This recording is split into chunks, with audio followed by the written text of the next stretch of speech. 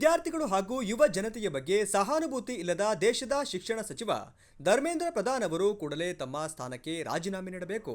ಜೊತೆಗೆ ನೀಟ್ ಪರೀಕ್ಷೆಯಲ್ಲಿ ನಡೆದ ಅಕ್ರಮದ ಬಗ್ಗೆ ಚರ್ಚೆಗೆ ಸ್ಪೀಕರ್ ಸಂಸತ್ತಿನಲ್ಲಿ ಚರ್ಚೆಗೆ ಅವಕಾಶ ನೀಡಬೇಕು ಎಂದು ಮಾಜಿ ಸಚಿವ ದಿನೇಶ್ ಗುಂಡೂರಾವ್ ಆಗ್ರಹಿಸಿದ್ದಾರೆ. 2026 ಆಗ್ತಾ ಇದೆ ಮತ್ತು ಲಕ್ಷಾಂತರ ಜನ 22 ಲಕ್ಷ ಜನ ಎಕ್ಸಾಮ್ ಬರೀತಾರೆ.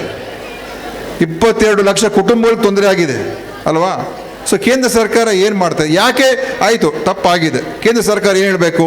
ತಪ್ಪಾಗಿದೆ, ಸರಿಪಡಿಸ್ತೀವಿ, ಅದಕ್ಕೆ ಏನೇನು ಕ್ರಮಗಳು ತಗೊಳ್ತೀವಿ ಮತ್ತು ಇದನ್ನು ಆಗದೇ ಇರೋ ಥರ ನೋಡ್ಕೊಳ್ತೀವಿ. 150 ಸಲ ಈ ಕಳೆದ 10 ವರ್ಷದಲ್ಲಿ 150 ಬಾರಿ ಈ ಥರ ಬೇರೆ ಬೇರೆ ವಿವಿಧ ಎಕ್ಸಾಮ್ಗಳಲ್ಲಿ ಈ ಥರ ಮೋಸ ಆಗಿರುವಂಥದ್ದು ವರದಿ ಆಗಿರುವಂಥದ್ದು, ನಾನು ಅಧಿಕೃತ ವರದಿಗಳು. ಸೊ ಹೊಣೆಗಾರಿಕೆ ಯಾರ್ದು ಇವತ್ತು? ನೀವು ಹೇಳಿದ್ರಲ್ಲ ಕೇಂದ್ರ ಸರ್ಕಾರ ಮಾಡಬೇಕು ತಾನೇ, ಮಾಡ್ತಾ ಇಲ್ಲ ಅಲ್ಲ. ಪಾರ್ಲಿಮೆಂಟಲ್ಲಿ ಚರ್ಚೆ ಮಾಡೋದಕ್ಕೂ ನಮ್ಮ ಮುಖಂಡರುಗಳಿಗೆ ಸಮಯ ಕೊಡ್ತಾ ಇಲ್ಲ. ಶಾಸಕ ಎಚ್.ಡಿ. ತಮ್ಮಯ್ಯ ಅವರು ಮಾತನಾಡಿ, ಪ್ರಶ್ನೆ ಪತ್ರಿಕೆಗಳ ಸೋರಿಕೆಯಿಂದಾಗಿ ಎಷ್ಟೇ ಚೆನ್ನಾಗಿ ಓದಿದರೂ ಉತ್ತಮ ಉದ್ಯೋಗ ಸಿಗುತ್ತದೆಯೇ ಎಂಬ ಅನುಮಾನ ಯುವ ಜನತೆಯಲ್ಲಿ ಮೂಡಲಾರಂಭಿಸಿದೆ. ಸಿಬಿಎಸ್ಇ ಪ್ರಶ್ನೆ ಪತ್ರಿಕೆ ಸೋರಿಕೆಯನ್ನ ಪತ್ತೆ ಹಚ್ಚಿದ್ದು 19 ವರ್ಷದ ಯುವಕ ಇನ್ನೂ ನೀಟ್ ಪ್ರಶ್ನೆ ಪತ್ರಿಕೆ ಸೋರಿಕೆಗೆ ಸಂಬಂಧಿಸಿದಂತೆ ಕಳೆದ 20 ದಿನದಿಂದ ಪ್ರತಿಭಟನೆ ನಡೆಸುತ್ತಿದ್ದರು. ಅವರನ್ನ ಮಾತನಾಡಿಸುವ ಕೆಲಸ ಮಾಡಿಲ್ಲ. ಮಣಿಪುರದಲ್ಲಿ ತಿಂಗಳುಗಟ್ಟಲೆ ಹಿಂಸಾಚಾರ ನಡೆದರು. ಅದರ ಬಗ್ಗೆ ಬಿಜೆಪಿ ನಾಯಕರು ತುಟಿ ಬಿಚ್ಚಿಲ್ಲ. ದೆಹಲಿಯಲ್ಲಿ ರೈತರು ಹೋರಾಟ ಮಾಡಿದರೆ ಅವರನ್ನ ದೇಶದ್ರೋಹಿಗಳು ಎಂದು ಕರೆದರು ಎಂದು ಬಿಜೆಪಿ ವಿರುದ್ಧ ಕಿಡಿಕಾರಿದ್ದಾರೆ. ಬಹಳ ಚಿಕ್ಕ ವಯಸ್ಸಿನಿಂದ ವಿವಿಧ ಕನಸನ್ನ ಹೊತ್ತು ನೀವು ನಿಮ್ಮ ಭವಿಷ್ಯಕ್ಕಾಗಿ ಹೋರಾಟ ಮಾಡ್ತಾ ಇದ್ದೀರಿ. ನಿಮ್ಮ ಭವಿಷ್ಯವನ್ನ ಉತ್ತಮವಾಗಿ ರೂಪಿಸಬೇಕು ಅಂತೇಳಿ ನಿಮ್ಮ ಕುಟುಂಬದವರು ಶ್ರಮ ಆಗ್ತಾ ಇದ್ದಾರೆ. ನಿಮ್ಮ ಭವಿಷ್ಯವನ್ನ ಉತ್ತಮವಾಗಿ ರೂಪಿಸಬೇಕು ಅಂತೇಳಿ ನಿಮ್ಮ ಕಾಲೇಜು ಶಾಲೆಯ ಉಪನ್ಯಾಸಕರು ಮಾಡ್ತಾ ಇದ್ದಾರೆ. ಆದರೆ ಆಡಳಿತದಲ್ಲಿರ್ತಕ್ಕಂಥ ಜನಪ್ರತಿನಿಧಿಗಳಾದ ನಾವು, ಅದು ರಾಜ್ಯ ಕೇಂದ್ರದಲ್ಲಿ ಯಾರೇ ಇರಲಿ, ಆದರೆ ನಾವು ನಮ್ಮ ಕರ್ತವ್ಯವನ್ನು ಮರೆತರೆ ಅಥವಾ ನಮ್ಮ ಬೇಜವಾಬ್ದಾರಿ ತೋರಿಸಿದರೆ ಏನಾಗ್ತದೆ ಅನ್ನೋದಕ್ಕೆ ಕಳೆದ 2 ತಿಂಗಳಿಂದ ನಡೆದ ನೀಟ್ ಎಕ್ಸಾಮ್ನಲ್ಲಿ ಆದಂಥ ಅನ್ಯಾಯ, ಆ ಅನ್ಯಾಯದಿಂದ ಇವತ್ತು ಬಹುಶಃ ದೇಶದ ಏನು ಪ್ರದೀಪ್ ಮೇಘವಾಲ್ ರಾಜಸ್ಥಾನದಿಂದ ಹಿಡಿದು ಒಟ್ಟು 21 ವಿದ್ಯಾರ್ಥಿಗಳು ನಿಮ್ಮನ್ನೆಲ್ಲ ಬಿಟ್ಟು ಅಗಲಿದ್ದಾರೆ. ಅವರಿಗೆ ಆದ ನೋವಿಂದ ಮತ್ತು ಅವರು ಕಳ್ಕೊಂಡಿದ್ರ ಭವಿಷ್ಯವನ್ನು, ಅವ್ರ ಕುಟುಂಬ ಇವತ್ತು ಅನಾಥವಾಗಿದೆ. ಹಾಗಾಗಿ ನಾನು ನಿಜವಾಗಲೂ ಕೇಂದ್ರ ಸರ್ಕಾರದ ಶಿಕ್ಷಣ ಮಂತ್ರಿಗೆ ನೈತಿಕತೆ ಇದ್ದಿದ್ರೆ ಈ 21 ಮಕ್ಕಳ ಭವಿಷ್ಯ ಹಾಳಾಗಿದ್ದಕ್ಕೆ ಅವರು ಮಾದರಿಯಾಗಿ ನೈತಿಕ ಹೊಣೆ ಹೊತ್ತು ರಾಜೀನಾಮೆ ಕೊಡಬೇಕಾಗಿತ್ತು. ಮಾಜಿ ಶಾಸಕಿ ಅಂಜಲಿ ನಿಂಬಾಳ್ಕರ್ ಅವರು ಮಾತನಾಡಿ, ನೀಟ್ ಪರೀಕ್ಷೆ ಅಕ್ರಮವನ್ನ ಖಂಡಿಸಿ ದೇಶದ 150 ಸ್ಥಳಗಳಲ್ಲಿ ಇಂದು ಚಾತ್ರೋಂಕಿ ಗೂಂಜ್ ಕಾರ್ಯಕ್ರಮ ಆಯೋಜಿಸಲಾಗಿದೆ. ನೀಟ್ ಪರೀಕ್ಷೆ ಪತ್ರಿಕೆ ಸೋರಿಕೆಯಾದಾಗ ಪ್ರಧಾನಿ ನರೇಂದ್ರ ಮೋದಿ ಅವರೇ ಜವಾಬ್ದಾರಿ ತೆಗೆದುಕೊಂಡು ಕೂಡಲೇ ಧರ್ಮೇಂದ್ರ ಪ್ರಧಾನ್ ಅವರ ರಾಜೀನಾಮೆ ಪಡೆಯಬೇಕಿತ್ತು.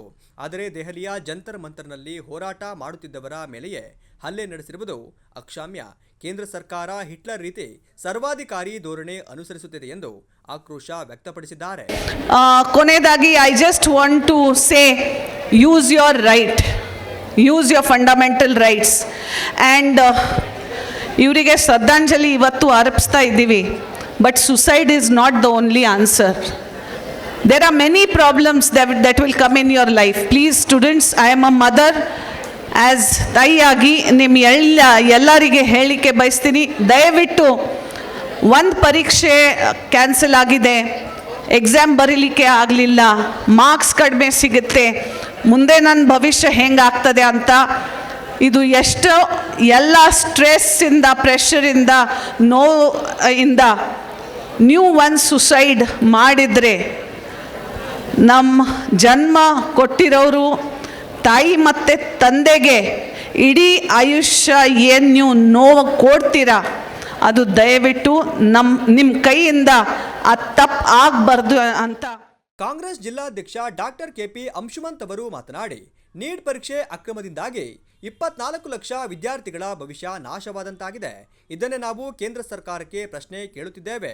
ಪ್ರಶ್ನೆ ಪತ್ರಿಕೆ ಸೋರಿಕೆಗೆ ಕಾರಣರಾದವರ ವಿರುದ್ಧ ಕಠಿಣ ಕ್ರಮ ಕೈಗೊಳ್ಳುವ ಜೊತೆಗೆ ಧರ್ಮೇಂದ್ರ ಪ್ರಧಾನ್ ಅವರ ರಾಜೀನಾಮೆಯನ್ನ ಪಡೆಯಬೇಕು ಎಂದು ಆಗ್ರಹಿಸಿದ್ದಾರೆ. ಜನಸಾಮಾನ್ಯರ ವಿಚಾರಗಳಿಗೆ ಧ್ವನಿಯಾಗುವಂತ ನಿಟ್ಟಿನಲ್ಲಿ ನಿಂತಿರುವಂತ ಅನೇಕ ಹೋರಾಟಗಳನ್ನು, ನೈಜ ವಿಚಾರಗಳನ್ನು ತಿಳ್ಕೊಳ್ಳುವಂಥ ಪ್ರಾಮಾಣಿಕ ಪ್ರಯತ್ನಗಳನ್ನು ಮಾಡಿರುವಂಥ ರೀತಿಯ ಹೆಜ್ಜೆಗಳನ್ನು ಇಟ್ಟಿರುವಂಥ ನಮ್ಮೆಲ್ಲರ ನಾಯಕರಾಗಿರುವಂಥ, ದೇಶದ ವಿರೋಧ ಪಕ್ಷದ ನಾಯಕರಾಗಿರುವಂಥ ಮಾನ್ಯ ಶ್ರೀ ರಾಹುಲ್ ಗಾಂಧಿಯವರು ಕ್ರಾಂತಿಕಾರಿಯಾಗಿ ನಿಂತು ಯುವ ಸಮುದಾಯದ ಧ್ವನಿಯಾಗಿರುವಂಥದ್ದು ನಾವೆಲ್ಲ ಅತ್ಯಂತ ಗೌರವದಿಂದ ಈ ಸಂದರ್ಭದಲ್ಲಿ ಸ್ಮರಿಸಬೇಕಾಗಿರುವಂಥ ವಿಚಾರ ಏನಂತ, ನೀಟ್ ಪರೀಕ್ಷೆಯಲ್ಲಿ 720 ಅಂಕಗಳಿಗೆ 581 ಅಂಕ ಪಡೆದು ಚಿಕ್ಕಮಗಳೂರು ಜಿಲ್ಲೆಯಲ್ಲಿ ಪ್ರಥಮ ಸ್ಥಾನ ಪಡೆದ ಕಾರ್ಯನಿರತ ಪತ್ರಕರ್ತರ ಸಂಘದ ಜಿಲ್ಲಾಧ್ಯಕ್ಷರಾದ ಅನಿಲ್ ಆನಂದ್ ಅವರ ಪುತ್ರ ಆಯುಷ್ ಅನಿಲ್ ಅವರು ಮಾತನಾಡಿ, ಉತ್ತಮ ಅಂಕ ಗಳಿಸಿದ ಮರುಪರೀಕ್ಷೆಯ ಅನಿಶ್ಚಿತತೆ ವಿದ್ಯಾರ್ಥಿಗಳಲ್ಲಿ ಆತಂಕ ಮೂಡಿಸಿದೆ. ಯಾವುದೇ ಪರೀಕ್ಷೆಯು ನ್ಯಾಯಯುತ ಮತ್ತು ಪಾರದರ್ಶಕವಾಗಿ ನಡೆದರೆ ವಿದ್ಯಾರ್ಥಿಗಳ ಭವಿಷ್ಯ ಮಾತ್ರವಲ್ಲ, ದೇಶದ ಭವಿಷ್ಯವು ಭದ್ರವಾಗುತ್ತದೆ. ತಮ್ಮ ಸಾಧನೆಗೆ ಪೋಷಕರು, ಜೂನಿಯರ್ ಕಾಲೇಜಿನ ಶಿಕ್ಷಕರು ಹಾಗೂ ಇನ್ಸ್ಪೈರ್ ನೀಟ್ ಅಕಾಡೆಮಿಯ ಶಿಕ್ಷಕರಿಗೆ ಧನ್ಯವಾದಗಳನ್ನು ತಿಳಿಸಿ ಮಾತನಾಡಿದರು. ನೀಟ್ ಎಕ್ಸಾಮಲ್ಲಿ 581 ಮಾರ್ಕ್ಸ್ ತೆಗೆದಿದ್ದೀನಿ ಔಟ್ ಆಫ್ 720. ಸೊ ನಾನು ಡಿಸ್ಟ್ರಿಕ್ಟಿಗೆ ನಂಗೆ ಗೊತ್ತಿರೋಂಗೆ ಫಸ್ಟ್ ಬಂದಿದ್ದೀನಿ.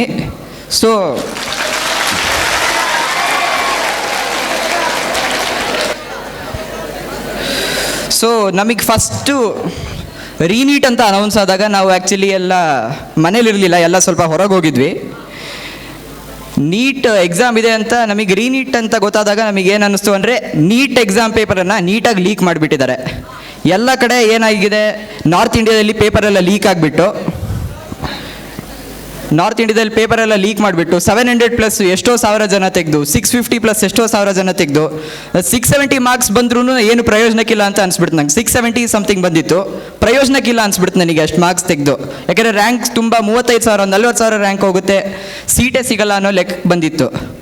ಸೊ ನಮಗೇನು ಅನಿಸಿದ್ದು ಅಂದರೆ, ಇಷ್ಟೊಂದೆಲ್ಲ ಸೀನ್ ಆಗಿಬಿಟ್ಟು ಸ್ಟೂಡೆಂಟ್ಸಿಗೆ ಮತ್ತೆ ಎಕ್ಸಾಮಿಗೆ ಪ್ರಿಪೇರ್ ಆಗಬೇಕು, ಮತ್ತೊಂದು ಸಲ ಎಕ್ಸಾಮ್ ಬರೀಬೇಕು, ಆ ಸ್ಟ್ರೆಸ್ ಇರುತ್ತೆ, ಟೈಮ್ ಪ್ರೆಷರ್ ಇರುತ್ತೆ. ಅದೆಲ್ಲ ಕಾರಣದಿಂದ 21 ವಿದ್ಯಾರ್ಥಿಗಳು ಪಾಪ ಸೂಸೈಡ್ ಮಾಡ್ಕೊಳ್ಳೋ ಪರಿಸ್ಥಿತಿ ಬಂದಿತ್ತು. ಸೊ ಅವರೆಲ್ಲರಿಗೂ ಮನಸ್ಸಿಗೆ ಶಾಂತಿ ಸಿಗಲಿ, ಆತ್ಮಕ್ಕೆ ಶಾಂತಿ ಸಿಗಲಿ ಅಂತ ಬೇಡ್ಕೋತೀನಿ ನಾನು. ನಮಗೆ ಮೋಸ ಮಾಡ್ದಲೆ ಫೇರ್ ಆಗಿ, ಜಸ್ಟಾಗಿ, ಟ್ರಾನ್ಸ್ಪರೆಂಟಾಗಿ ಒಂದು ಎಕ್ಸಾಮ್ ಕಂಡಕ್ಟ್ ಮಾಡಿ ಒಳ್ಳೆ ರೀತಿಯಲ್ಲಿ ನಮಗೆ ನಾವು ಪಟ್ಟಿದ ಕಷ್ಟಕ್ಕೆ we get the seat or we get the result what we deserve or what we prepared for. ನಮಗೆ ಅದು ಮಾಡೋಕ್ಕಾಗಿಲ್ಲ ಅಂದರೆ I believe the system has some errors. ಆ ಸಿಸ್ಟಮಲ್ಲಿರೋ ಎರರ್ಸನ್ನು ನಾವು ಬ್ಯಾಟಲ್ ಮಾಡಬೇಕು.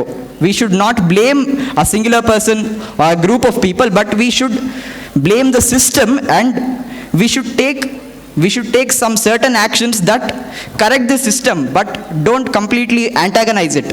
ನಾವು ಸಿಸ್ಟಮನ್ನು ಶತ್ರುಗಳಾಗಿ ನೋಡಬಾರ್ದು. Everybody has some flaws. Everybody is human at the end of the day. Everybody is just human at the end of the day. Humans, ಮನುಷ್ಯರು ಅಂದವ್ರು ತಪ್ಪು ಮಾಡೇ ಮಾಡ್ತಾರೆ. ಅದನ್ನು ನಾವು ತಪ್ಪನ್ನು ಸರಿ ಹೆಂಗೆ ಪಡಿಸ್ಬೇಕು ಅಂತ ನೋಡೋದು. ವಿ ಶುಡ್ ನಾಟ್ ವಿಲನೈಸ್ ಯಾರನ್ನು ಮಾಡಬಾರ್ದು. ಅದು ನನ್ನ ಐಡಿಯಾ.